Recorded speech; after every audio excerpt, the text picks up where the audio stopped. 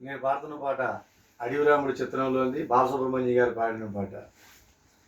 మనిషై పుట్టినవాడు కారాదు మట్టి బొమ్మ,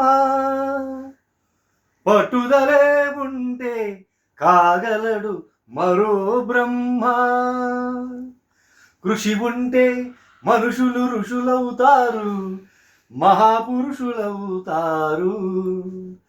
తరతరాలకు తరగని వెలుగవుతారు, ఇలవేల్పులవుతారు.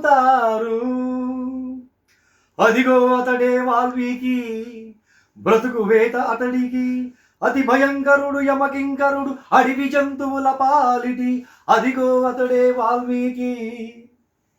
పాల పిట్టల జంట వలపు తేనెల పంట పండించుకుని పరవశించి పోయే వేళ ఆ పక్షికు జంటకు గురి పెట్టాడు, ఒక పక్షిని నేల కూల్చాడు.